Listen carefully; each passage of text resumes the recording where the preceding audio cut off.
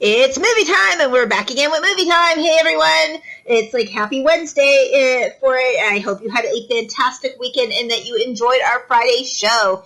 And with us, of course, is our two co-hosts, Arpo and Olaf. Hey, guys, how you doing?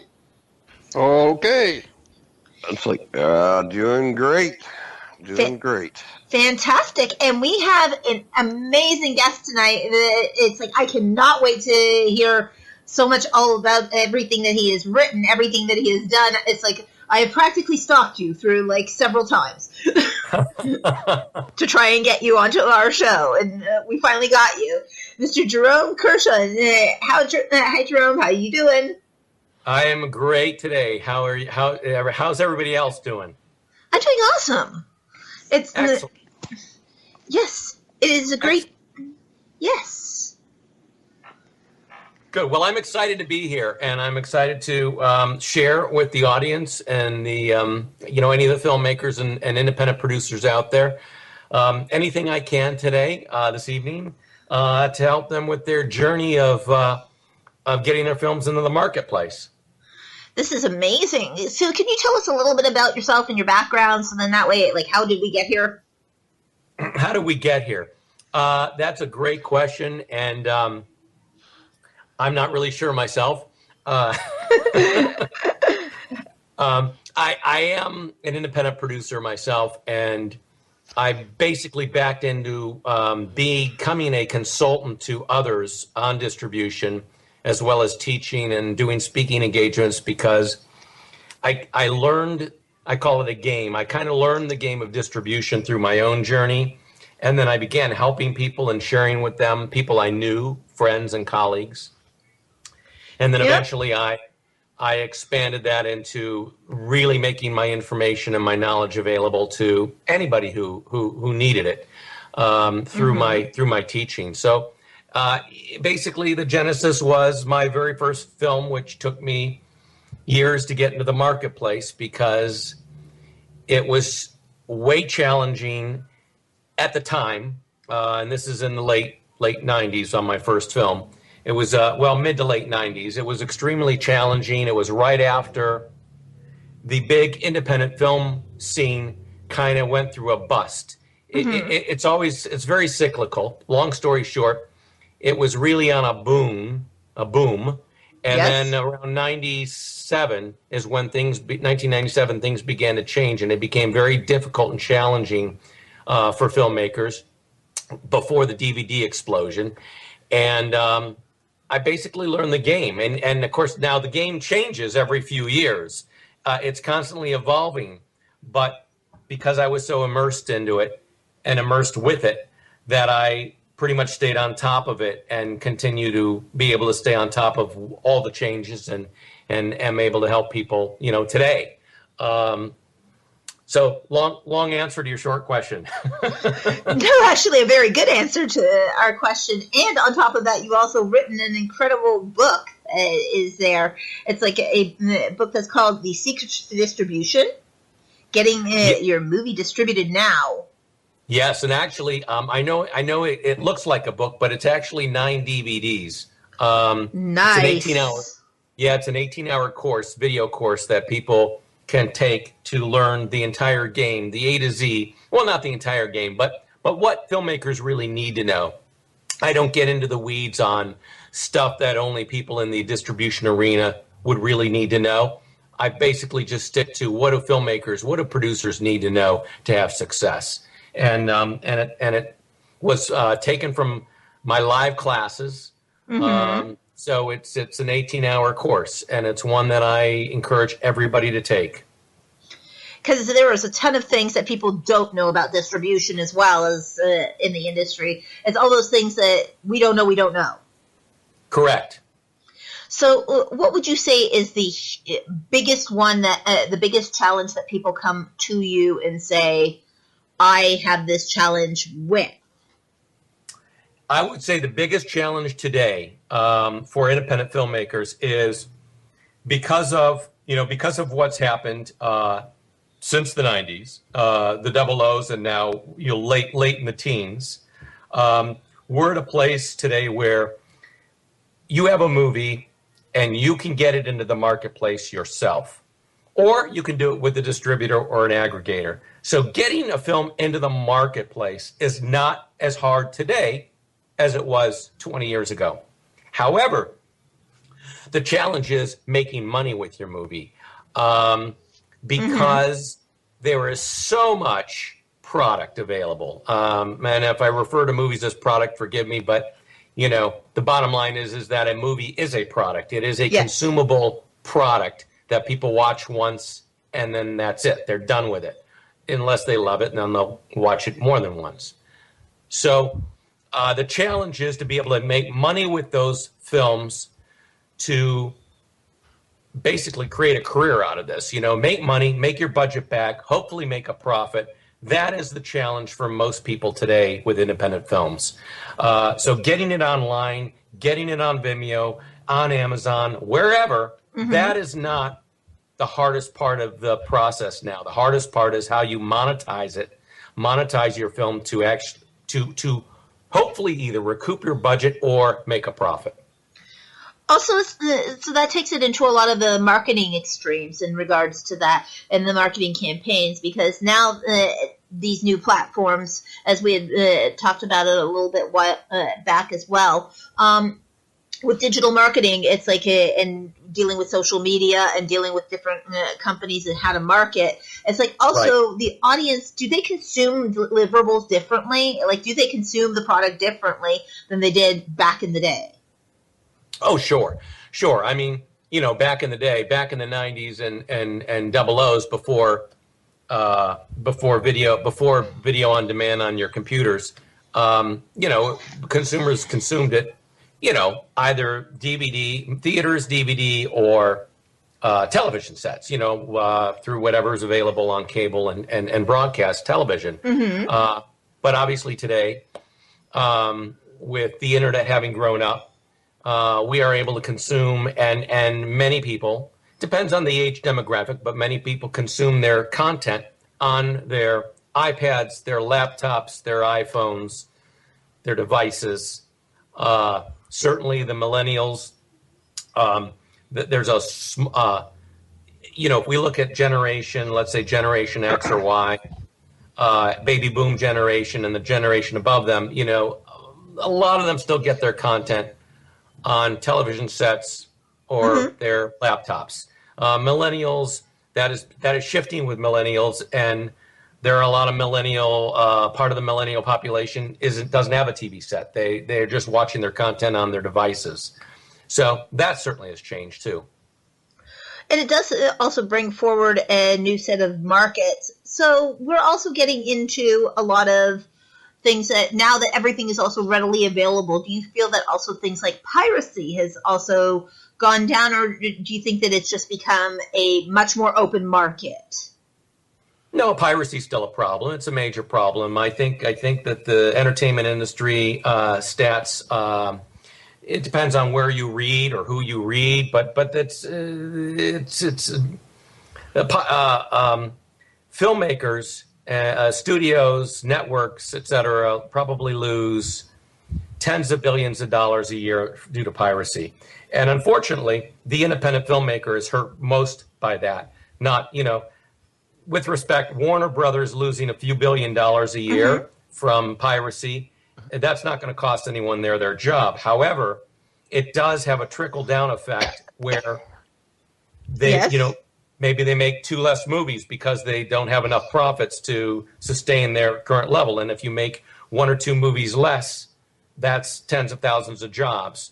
And then for independent filmmakers, the people creating independent film, if my movie is stolen, then and I make, $3,000 less per month or $2,000 less per month, maybe I make $500 per month. Well, that has a real impact on me. I'm just a single person, I don't have a studio.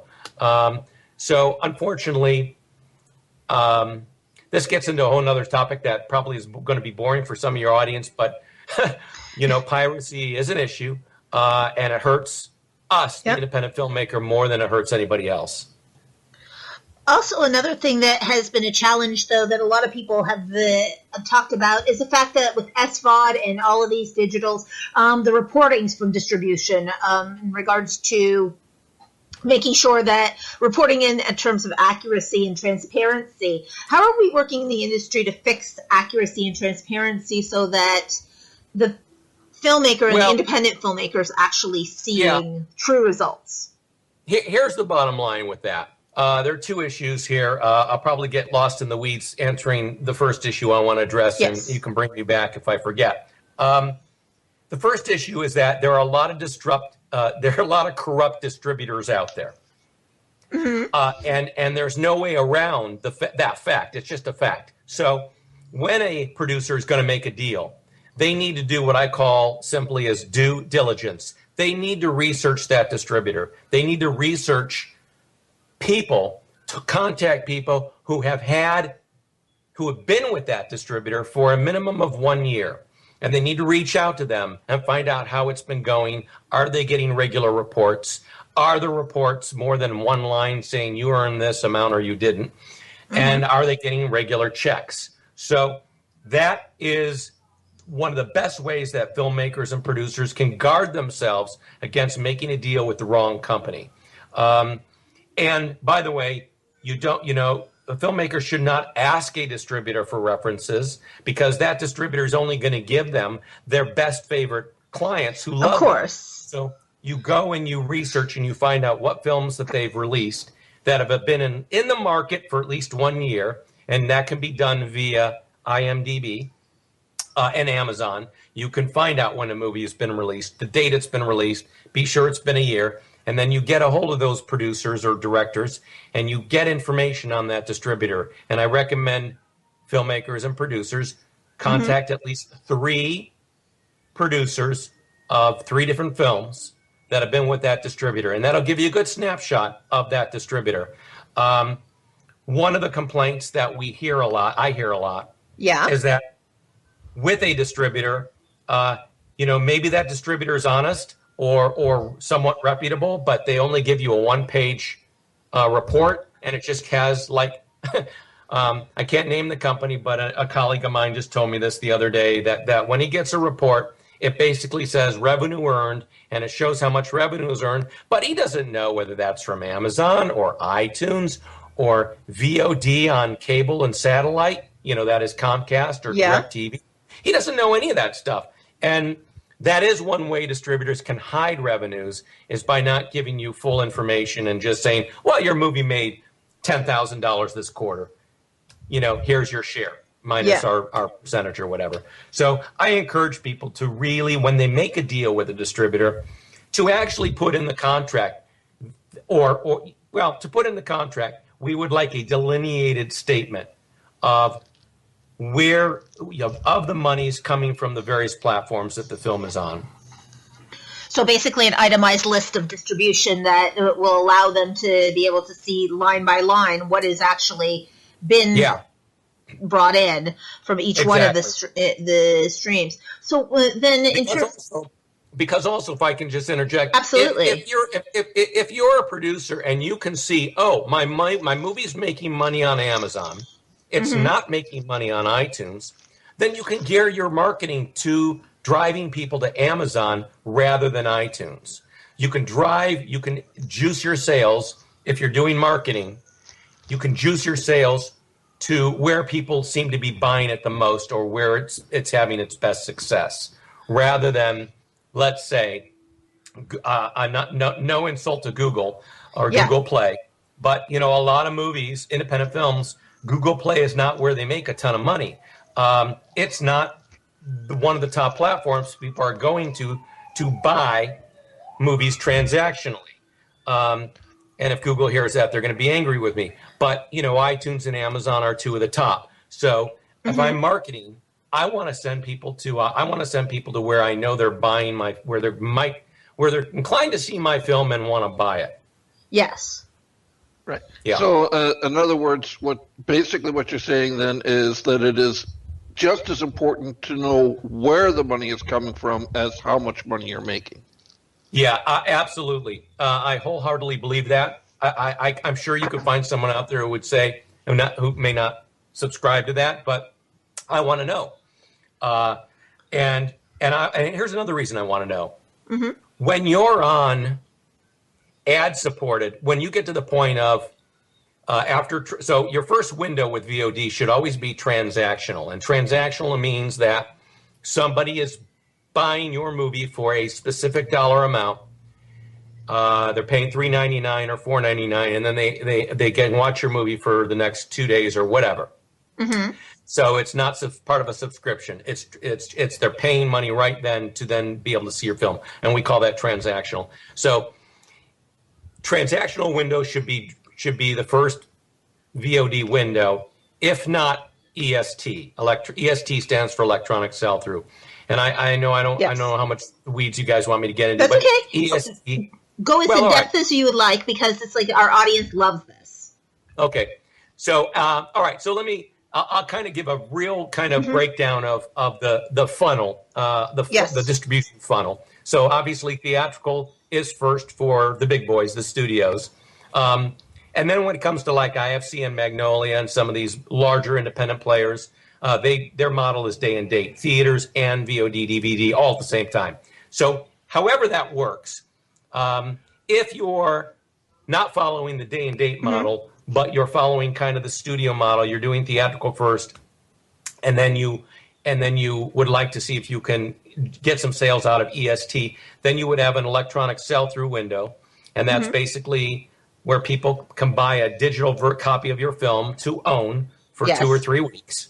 And then you go to VOD and DVD. Assuming you're doing DVD, you go to the next VOD, DVD window, which is rental or purchase. And then after that are your SVOD platforms, where you're getting a deal from Netflix for X amount of money for a license fee, and then your film is available, as part of a person's subscription, or Amazon Prime, something like that.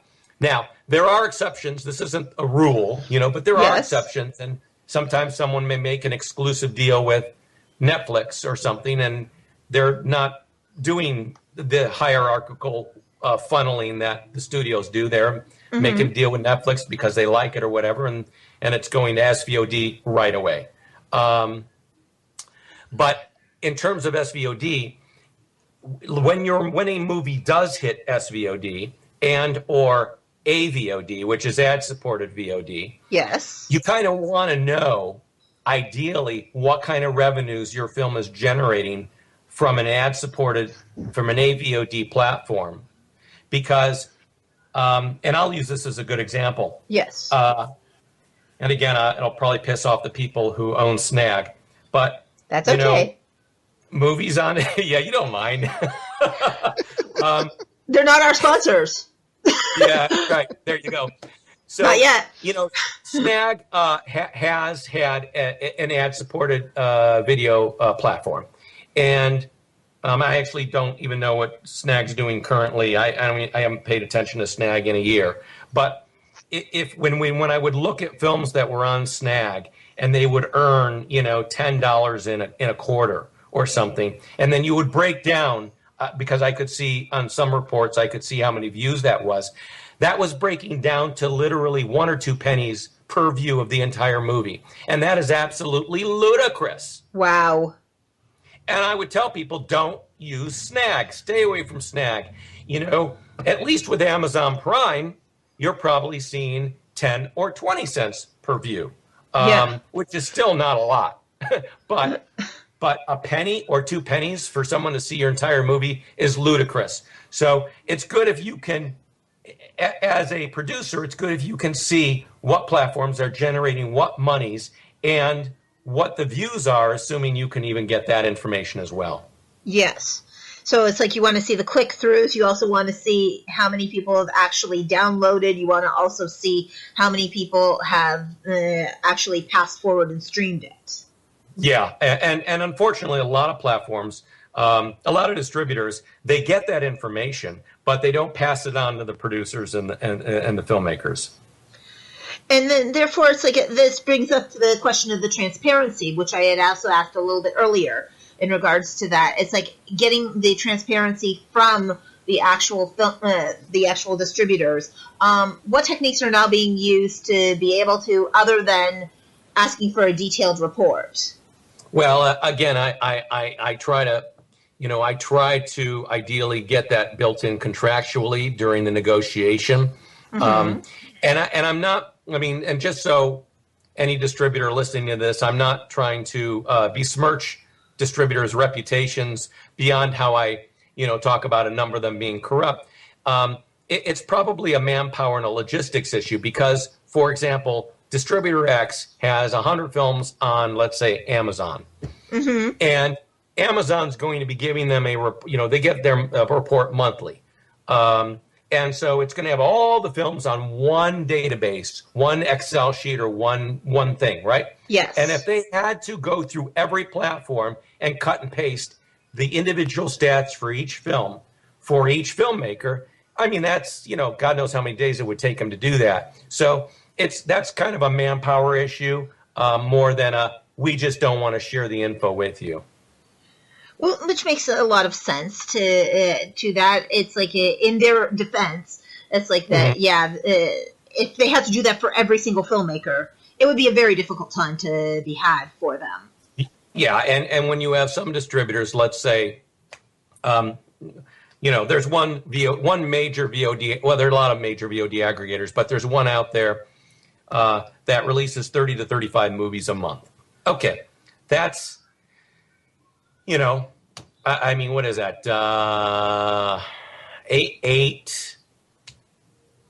Nine movies a week they're releasing. Unfortunately, it's like a McDonald's. So, they're collecting, they're just aggregating a lot of content. They probably, they're using a boilerplate contract that they don't have to negotiate down to any detail with a filmmaker, and they're throwing it out there. And once it's out there, they're done. They've moved on. They're on to the next 9 movies for next week. So I don't like distributors that operate that way. God bless them. They're making a lot of money for themselves. But I don't want to be, ideally, with a distributor where I'm one of 10 movies they're releasing that week, because I'm not going to get the attention. My film's not going to get the attention that it needs. Yeah, the marketing campaign around it will be haphazard, of more along the lines of you have to self-market. Correct. Well, okay, this brings me to another point. I think this was the second issue I wanted to address before. And that is that most distributors today, unless you have names in your film, if you don't have names in your film, forget about expecting any distributor to either pay you in advance or commit to a marketing spend. Now the exceptions to that would be a horror film, like a really good horror film, or some kind of film that's maybe got some major pedigree to it. It won Sundance, it won Toronto. It's got something really special about it. It's got legs. Yes. So unfortunately, if a film doesn't have real serious name actors in it, you're just not going to get anybody who's going to put up $20,000 or $30,000 in marketing for you. So this is always, I have these conversations frequently with clients, potential clients and clients. And when I'm in person with them, I see their faces just kind of get crestfallen when I say, look, I'm not saying your movie can't perform without marketing, but the number of movies due is limited. I just had this conversation last week with a client who was visiting from New York. I said, look, when you guys release this, even if you do it yourself, DIY, or you use an aggregator or a distributor, you have no names in your film, but you have pedigree, which is good. You've got good reviews from major media outlets, so that's great. Yeah. But unless you have $20,000 or $30,000 that you can put into marketing, I don't believe any distributor is going to say to you, we want to handle your film and we'll put in $30,000. And if you don't, the likelihood of really making some real money is diminished. So if an independent wants to be able to do it that way, they would be better off than doing the self-distribution route and not trying to go towards a distributor or aggregator. Well, I have mixed views on that. So I am really big on DIY, and that's part of what I teach. Yes. But I also teach, as you know, utilizing distributors to your advantage, to the best advantage that you can. And sometimes certain distributors, they have the ability, they have the infrastructure and the distribution channels to be able to get your film in many, many different places. So, for example, you want your film on cable and satellite VOD. And the cable satellite VOD is, DirecTV and Dish and Comcast and Time Warner, now Spectrum, Charter, Cablevision, Cox, all of those. Okay, you can't get to them. Well, I'm going to say this, but it's not. You can't get to them on your own. You do need to go through someone, because the two systems that oversee that interface between you and your television set, your cable your cords, and me is, you and the distributor is In Demand and Vubiquity. And now we're getting into the weeds, but that's okay. So you can't go to Vubiquity and you can't go to In Demand and say, I want you to take my movie and put it onto the cable and satellite systems. They're not gonna take your call. Yeah. So you have to get to them through a distributor or an aggregator. So there are advantages to using a distributor aggregator, and that is one of them. And here's something else your audience should know. Yes. And this is counterintuitive. Doesn't make sense logically, but it's true. Transactionally, the amount of transactional revenue that movies earn today, the majority of it is on cable and satellite VOD. Interesting. Cable, satellite, and telco. Telco is short for telephone company VOD, which is AT&T and Verizon. It is interesting. It's two-thirds to three-quarters of the transactional revenues most of the time come from that market alone. And then 1/3 to 1/4 come from all the internet. I call it internet VOD, even if you can get it on, even if you're watching it on your television set, are coming from the traditional internet platforms, iTunes, Amazon, Vudu, Hulu, etc. So I am a big proponent that filmmakers not avoid cable satellite VOD, because if they do, they're leaving potential real serious money on the table. Well, and definitely also in terms of their marketing, it's like that is a huge audience that they're also. It is a huge audience. Yeah, and it's now there are exceptions. I have actually seen. I saw a report recently from someone, and the reverse happened to be true for that particular film. The majority of the money was from internet VOD platforms, and only about a third were from the cable satellite. But that's not common. It can happen. It's not common. But still, you don't want to leave money on the table and only go to internet VOD if you have a choice. And you definitely, so that's why the SVOD market is a really great place to be in. So you were mentioning also using an aggregator in regards to that. For people to understand in regards to an aggregator versus distributor, how would you delineate that? Where would be the most benefit, I would say, for a filmmaker, of whether they'd want to use a distributor or an aggregator for their product? Well, today the lines have really blurred between what that means. It used to be that an aggregator meant it was someone who was not a technically distributor, but they just aggregated, by the true meaning of the word, pulled together content from producers, made a deal, signed a contract, and then they had the right to then upload it onto various systems. In the old days, that might have been GreenCine.com or Jaman or God knows, IndieFlix, IndiePix, all these companies that were really before the big boys took over. And they were called aggregators, the people who did that. Today, a lot of aggregators might call themselves distributors, even though, by the traditional sense of the word, they don't really do. I mean, a distributor meant it was someone who took your film and they did what they needed to do. Maybe they changed the key artwork, the movie poster. Maybe they helped author the DVD. Maybe they, did all these, provided a bunch of services, right? And positioned your film and helped market your film. That was traditionally what a distributor would do. But and aggregators wouldn't do that. They just aggregated and put it up on the VOD platforms online. Today, like I mentioned before, most distributors and no aggregator will put up marketing money, generally speaking, and all distributors, if there are no names in your film, basically are, you could really call them aggregators, because if they take your film, they're not doing anything other than making sure your key art doesn't totally suck, and throwing it out there. They're not putting marketing behind it. They're not, if your artwork isn't horrible, I mean, they're not saying, you know what, you need better artwork. I mean, heck, you can look at any, let's say go to Amazon Prime and toggle through the all the movies that you can watch for free, and half of them, the artwork, in my view, is so mediocre. A studio would never release a film with that mediocre artwork. Yeah. But aggregators don't care. They're building libraries and putting content online.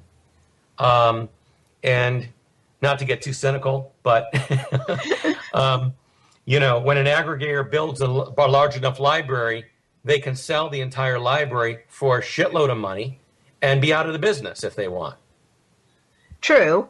And they also then don't really owe the filmmaker on that. Are third-party content deals, by the way, still one of the very large things that are happening? Because with this aggregation market and with also the fact that it's like there is so many of these opportunities, is it starting to become that the filmmakers are getting more savvy about the third-party deals that happened? Yeah, and I'm sorry, I missed the very first few words you said of that question. So I was saying that it's like, are we starting to diminish on third-party deals, and are they starting to realize that they're getting out of the contract? Well, when you say third-party deals, what do you mean? There was a deal that used to happen for a while where a distributor would, or a aggregator would take the film, they would sell it to the direct party, but say, for example, they put it on Yahoo for free, but they sold it to Yahoo, but you didn't know about this, and suddenly your film is on there for free. As opposed, yeah, I mean that could still happen. One of the things that I'm giving an example. One of the things that filmmakers should have in their contract is language that limits a distributor or aggregator's ability to sublicense. Doesn't mean that they are not allowed to sublicense if they want to sublicense, but there should be parameters there. And I'm not an attorney, but it might be something along the lines of that if distributor X sublicenses your movie to that market, that the distribution fees that they would be entitled to are not double or triple, because I mean, I'm getting real complicated, but that you want, really ideally, you need some protective language so that when a film goes out there, it's not sold or licensed to someone else who then just does whatever the hell they want to do with it. Which makes sense. So it's a little complicated, and I've been a party to having language in contracts that clearly spell out things like that, which leads me to say that I encourage anybody who is about to sign a distribution deal that, besides the due diligence that they will hopefully have done now that they heard this interview, yes, they will also hire an entertainment attorney who either specializes in or is extremely well versed in current distribution contracts of today. And that means you don't hire your divorce attorney cousin Yes. or your real estate attorney brother. You hire an entertainment attorney and you vet them before you hire them and say, what kind of contracts do you oversee in the distribution realm? And find out if they really do understand distribution today, because even terms have changed from 20 years ago. Obviously, they've changed from 20 years ago. So that's really important. And a lot of people make a mistake. And in fact, it's sad.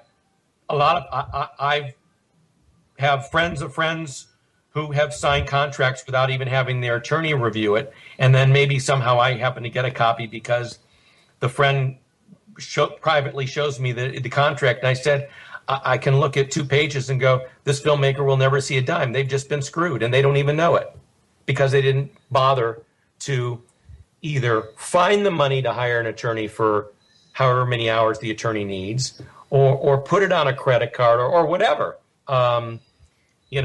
So it's really important. Absolutely. And what is the one major piece of advice that you would give to filmmakers beyond any other? The biggest piece of advice that I can give to people is get my course. Yes. Which can be found at one word. It's www.distribution.la, not .com, but .la, and take my course and study it, because there are, probably 100 mistakes that filmmakers can make, and we're always going to make mistakes.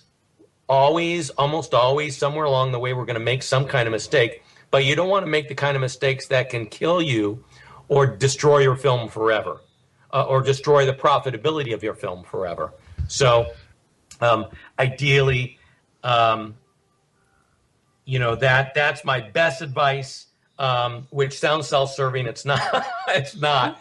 Beyond that, I would say hire a good entertainment attorney, but to review any contracts, do the due diligence. You can avoid many crooked distributors by doing that, and have money for marketing. So when you're sitting down and you're going to make a movie and you've got a budget, let's say you're going to do $100,000 movie, whatever. Let's say it's a small budget. Your budget's $100,000. You got $100,000. You're going to make a movie. Wonderful. Do you have 50% of that available for deliverables and distribution? And I recommend people have, on small budgets, at least 50% extra to handle all their deliverables, because usually people don't budget for deliverables, and they don't budget for film festivals if they want to or need to do those, and they don't budget for marketing once their film's in distribution. They think Harvey Weinstein is going to discover them and write them a check for $5 million. Yeah, and I have swampland in Florida. I want to send you. I want to sell you. Sorry, sorry, Arpo, you already have it. Yeah. Now look, Harvey Weinstein might write you a check for $5 million, but if he does, you've won the lottery, because that happens for, 1 or 2 or 3 filmmakers a year. It's the amount of money that a film can earn from a situation like that. It's only, it's what, maybe 40 movies a year total that happens with, out of 10,000 movies perhaps being made every year. Also, in terms of the recoupment, it's like is it still a 7-to-1 ratio, or is it gone down to a 5-to-1 ratio in terms of that? Yeah, I don't. Well, you mean in terms of what you have to spend marketing wise? Correct.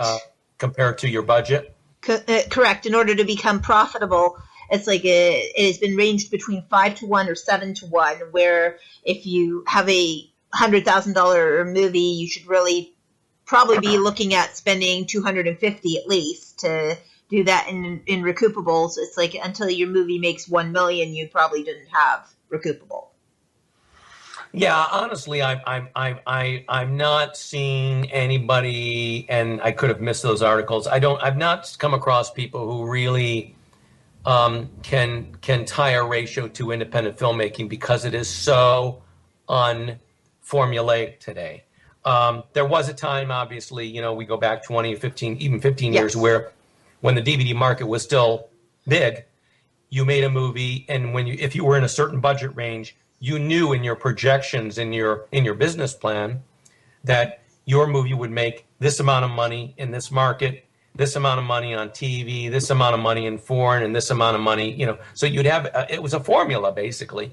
And people even sold business plan software that had the formula built into it. Mm-hmm. But once the DVD market started going away, by the way, it's still there. Last year it was an $8 billion market. So it's still a very big market, but it's not so big for independent films unless they have names in them. That once the market changed so much in the double O's, it's really impossible today in the independent film world to be able to have a formula for your budget versus what you need to spend in order to achieve a certain level of profitability.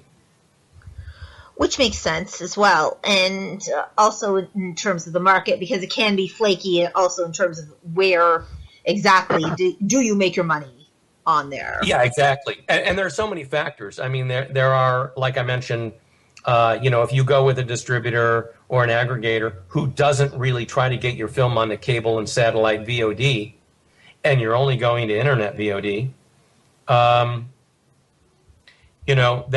going to have an impact on your bottom line. As is whether you're doing day and date, that is theater and VOD at the same time, or theater first and then VOD. There are so many factors that go into how well your film can do. And one of the big factors is, again, back to marketing. Is your film being marketed properly? And is it being marketed, period? And how cost effective is your marketing? Because it's like a lot of people are relying that social media, I put it out there on Facebook and people are certainly going to find it there. Or I put it out on Instagram and people are certainly going to look at it because it's like, I put it up there. It must be so. It's like they're just going to come, again, flocking to a movie that they don't even know exists. And unfortunately, I chuckle every time I hear that. Yeah, unfortunately, that's misguided thinking or misinterpretation of the marketplace, and I don't blame filmmakers for thinking that, because, and I do not mean this in any kind of patronizing way, because I am a creative. That was my first, before I became, business oriented as well. We always start out, if we're in the creative field, we start out very right brain. We don't think about business. We don't think about long-term prospects. We don't think about how do I build a career. We don't think about PR for ourselves. We don't think about a million things that a businessman would think about. And so that's our Achilles heel. We have to really understand and embrace and learn the business aspect of what we're creating, because the bottom line is that what we're making, and again, this is not to put down films because I am a producer myself, but our films are no different than widgets in a hardware store. They are a consumable product. And if we think, and I do, I've made something that's from my heart. It could impact people's lives. It can impact how people will think about an issue. It's special. We put our heart and our blood and our soul into it, and it means so much to us. Yes. And it'll mean something to your friends and your family. But you go one step beyond your friends and your family, friends of friends, friends of family members, and they don't care. So you have to make them care. We, as creators, have to make them care. And how we do that is through our marketing efforts. We have to show them that you're going to have, this is how we partly overcome the what I call the great devaluation in our society. And I'm not the only one who talks about that. But, yes, people think everything should be cheap or free, right? Walmart, McDonald's, piracy, whatever. But how do we get people to care about what we've created and that it could mean something to them, or it could be fun for them? When I go on Amazon Prime, I've got thousands of movies to choose from. So how do I choose? If I don't have any preconceived idea of what I want to see, how do I choose? Well, most people choose through, have they heard anything about it? Is it familiar to them? Is the key art, is the poster any good? And if it is, they'll take a closer look. But here's where I'm going, and I don't want to. I could go off on that tangent. Here's what I really want to say: Americans are we're very wealthy people compared to the rest of the world, most of the rest of the world.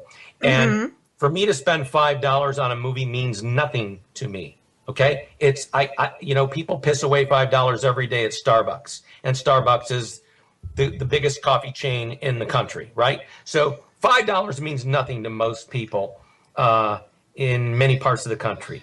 Yes. And so it's not getting people to part with $5 to watch my movie. It's getting them to believe and buy into that they're going to have a kick-ass time watching my movie, or if it's a documentary or a social issue thing, this is important. This is groundbreaking. This is going to change how people think about this topic. This is going to enlighten you. So you have to convince people to give up 90 minutes to 2 hours of their time. And if you can do that, you make a sale. Yep. So it really comes down to time, not money. And when we market, I believe when we market, we have to market to that, to that concern. Because there's so much to do. It's not just all the movies out there. It's the games. It's people, how many hours people spend a day just playing around on social media, on Facebook, on Instagram. It's stuff that still exists that we can go do outside the home. I mean, there is so much competing for people's time and families and paying the rent and work. So if I can convince you to give me 90 minutes of your time, that you're going to have a kick-ass time watching my movie, or my movie's important, here's why you should watch it.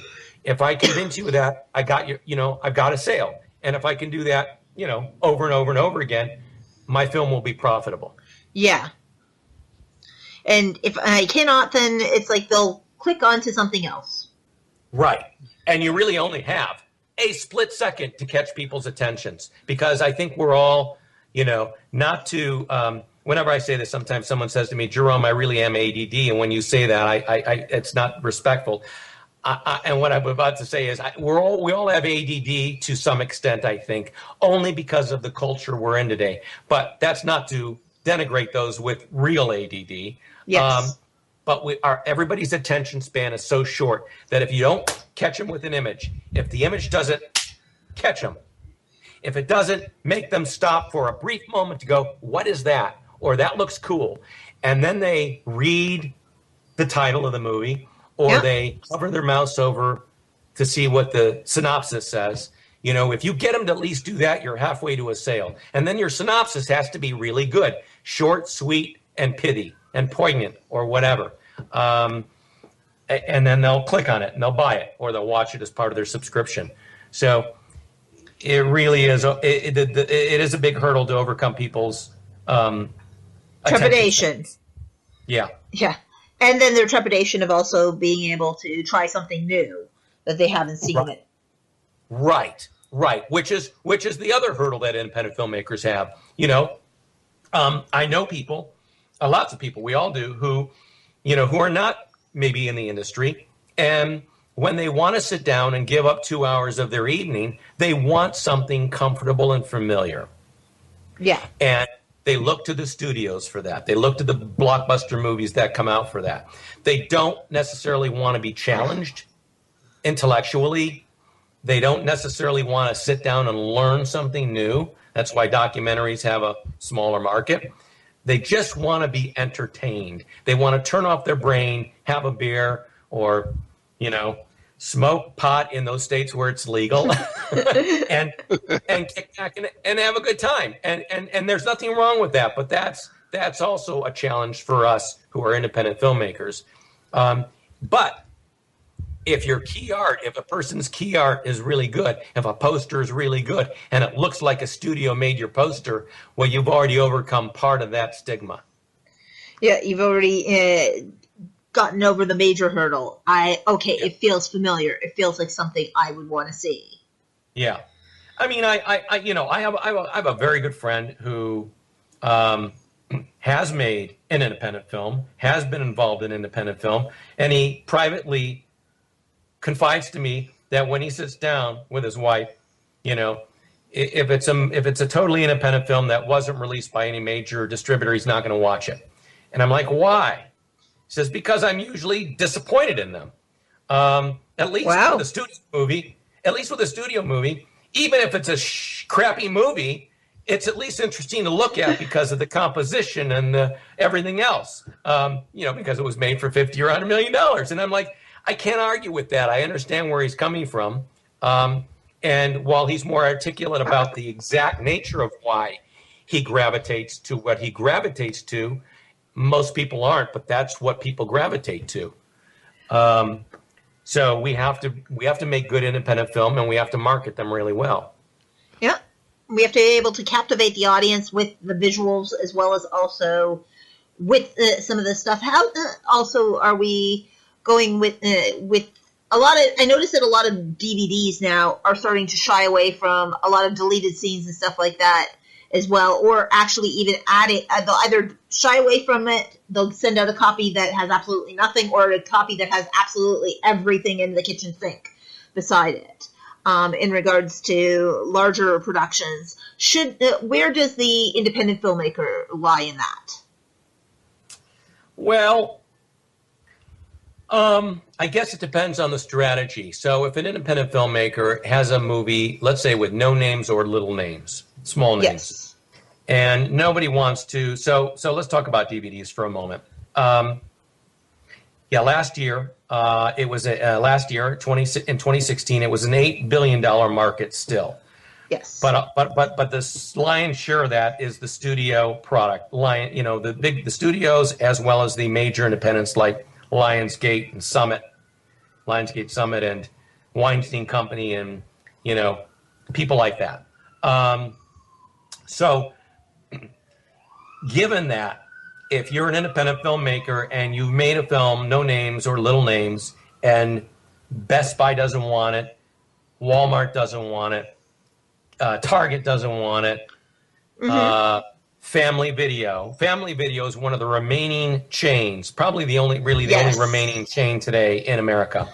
So if Family Video doesn't want it, and the big box retailers don't want it, and Redbox doesn't want it, yeah. Well, then your only option really is to do a DIY approach to DVD.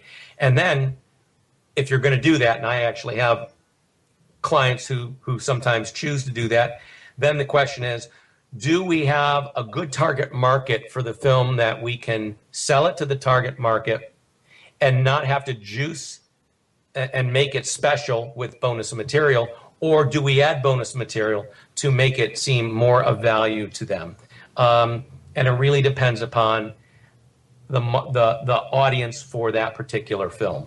Also, if your audience is older, right? If your audience isn't millennials, but your audience is middle-aged folks or older folks, then I say, sure, why not try a DIY approach to DVD? You can manufacture them yourself, or you can use Amazon's manufacture-on-demand functioning.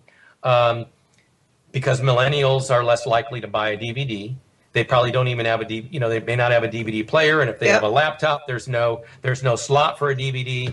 So it kind of depends. I say it really depends upon who your market is and whether you feel you need to add bonus material or not to make a sale. Do you feel that streaming services will soon give us bonus materials as well? Some do, yeah. That is an option that is available. And I forget who allows it or where it's done. I think it's available on some of the major services. It's just that a lot of people don't bother with it, which is kind of sad because, to have a Stanley Kubrick film on my shelf where I can look at the behind the scenes stuff that was going on or listen to the commentary is really special and really cool. And it's a part of our history for someone as well renowned as that. But does anybody going to want to listen to Jerome Courshon when I produce a movie and do commentary? Probably not. But they'll certainly want to hear the cast and talk about the film and stuff like that with you. Sure. Yeah, absolutely. So that's really an individual choice. Now, Jerome, what is the next thing up on the blocks for you? What can I share publicly? I am involved in a couple of projects. One is, God help me, a documentary project. And I say that because, getting it off the ground is a challenge, because I have to either raise money or find the right partner who wants to come in. And it is of a documentary nature. So that market is smaller than the narratives, of course, for narrative, feature films. And then continue to do my consulting. I always have a number of clients at any given time. Past few months, I've kind of had too many clients, but it's not a bad thing. I'm often hired by those who really want hands-on help getting their films into the marketplace. Mm-hmm. And one in particular who's got several films we have one whose film was released yesterday. Yes. So we're in the middle of doing the marketing on that. And then another one is being released next month. And then another one in July. So it's very busy. That probably commands a lot of my time currently. It just so happens that when it slows, then I can work on my own projects. But when it's busy, I just, do my work and put my own personal projects on the side till I'm done. Which makes sense in regards to that. And it's like, I'm sure that it's like, I hope that you're going to come back to us again. And then also we can talk a little bit more about bankability in terms of stars and stuff like that when we're talking in terms of distribution. Yeah. And that's a very tricky subject because it's always changing in the foreign markets, and it changes in the domestic market too. But certainly in the foreign markets, the whole nother subject. But international sales are very challenging for independent films without names. So I will say this: if you're making to the audience, if you're making a film without names and it's not genre, it's not a horror, thriller, action, adventure, don't expect to kill it in the foreign markets. Won't happen. Very good advice. You're going to have to rely on the domestic marketplace for most of your revenue, more than likely. And so you don't have to plug it again yourself. I will plug www.distribution.la. Yes. Make sure you write that down correctly. I know a lot of people are probably thinking, why should I even bother going there? It's just an advertisement for his class, and, I probably can't afford it anyway. A, for what you're teaching, it's very affordable, and B, there is a wealth of information on that site that you give away for free. Thank you. Yes. So, for goodness sake, do check out the site. Absolutely. And please keep up with us keep up with Jerome with the information. And also, it's like, is there any other way that you would like people to get in touch with you on social media? Yeah, so I can always be reached, right? So anybody who might want to reach me, they can always reach me through my website under the contact page. My phone number's there, as well as a form you can email me from. I'm also on Facebook, of course. Who isn't? My Facebook page is simply facebook.com/film distribution. I can be reached through that page. I'm on my own personal page on Facebook as well. So anybody who emails me, thankfully Facebook altered how people you're not connected to, when they message you, you are notified, you see it, that you're receiving a request from someone you're not connected to. In the old days, as we know, they'd go into the quote unquote other folder and you would never know they were there. Yes. And maybe you might want to know them. What's that? And maybe you might want to know them. Yeah, exactly. So I'm very easy to reach. I'm very easy to find. So I hope that your audience has gotten some good stuff out of this. And again, thank you, for mentioning there is a wealth of information, many hours worth of time for free on my site. So hopefully, if you've got a movie or you're making it or you're going to make one, to your audience out there, check it out. And, I truly wish you genuine success in your endeavors. And we may be speaking again very soon. And please tell me that you'll come back to us. So, absolutely. I'd be happy to. Thank you very much, Jerome, and have a wonderful, wonderful evening. Thank you. You guys have a great evening yourself. You take care. Take care.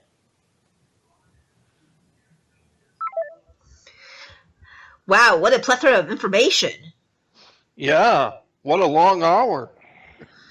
Yeah. It's like that was the longest 30 minutes I've seen. That's what I meant to say, long half hour, yeah. Wow, he was amazing, like just absolutely amazing. I didn't want it to stop.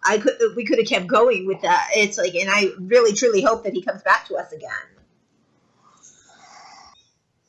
Because that was just one of those wow moments.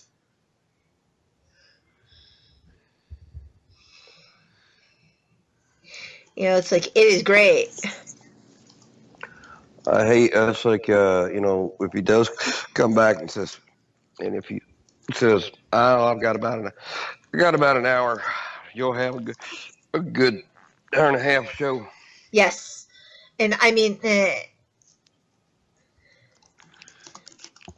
no, it's like, it's really fascinating. And really what I found the most interesting also about it is the fact that, honestly, it's like, the information on distribution and understanding the transparency is so extremely important. And understanding, it's like, it is a business. Yes, distributors will do this. It's like, sorry, there is no doubt. It's like, a distribution professor who will remain nameless, but is an amazing human being, was told their class, it's like, distributors will cheat you, and so will I. And you know what? But there are honest distributors, and I'm not saying that there's not. He's not saying that there's not. What he's saying, though, is you have to read your contracts and make your bewares and do your due diligence before you go ahead and sign the contract, because just because it says, oh my God, I'm distributing your film, don't jump at it. Yeah, well, it's an important lesson to understand that you got to remember that they're in it for the money. And if they can find a way to increase what they're going to make, I'm not going to say by ripping you off, but maybe by taking advantage of your naivete. Why wouldn't they do it? Why wouldn't they? Absolutely. Because that is their choice to do so. And unfortunately, it is how people do it in this day and age. It is a sad thing that they will go and they will just jump at the first contract that they see, and they will not seek legal advice. They will not also go for do their due diligence, like he said. Contact other people who have dealt with this distributor and see how honest or dishonest that they are. Right. Oh yeah, he was it's like a lot of useful. That's like good, useful knowledge. That's like that he passed on. That's why I said, even as tired as I am, like I said, I was just listening, sitting there like going, wow, okay, yeah, wow, okay, wow. Yes, and I mean, it's one of those things that you really have got to be quite aware of, because these are things that come into the reasons why we as filmmakers have got to be really careful about also how we do business. And and again, it's like what he was talking about is read the numbers. Right. But it's like, look and see what exactly everybody is doing. Don't rely on the fact that just because they're saying, oh yeah, well, we did this. It's like, aren't we great? It's like, check it out for yourself. Right. Find out what exactly it is that you don't know. Right. I wanted to also make mention to all of you, we are about to wrap up for our show, that on Friday we will be on at our regular 6 o'clock time in regards to it. It's like we will not be on 7:30, and next week we are having Mr. John Reese, who is coming back to us. Not next week, 2 weeks, June 7th. June 7th, right? sorry, in 2 weeks' time. It's the 24th, so I thought yes, 2 weeks' time, correct. It's like till June the 7th, he will be coming back to us. So watch out for him. And we are also having some great guests coming up post the time of the Cannes Film Festival. So also watch out for a lot of updates that are coming up from Cannes Film Festival.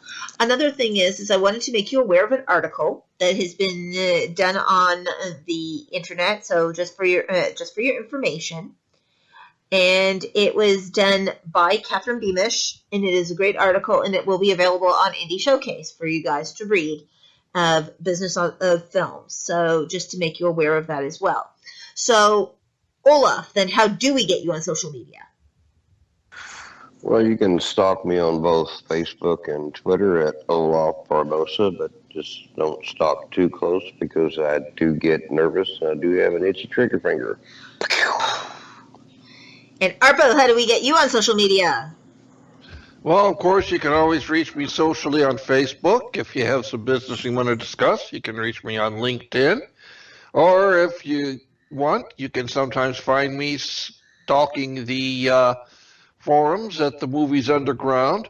Or, hey, just talk to me on Skype. Yeah, I have no problem with that. But do make sure to let me know if you want to make contact with me that you're a fan of Movietime, because I do get way too many marriage proposals from Armenian women.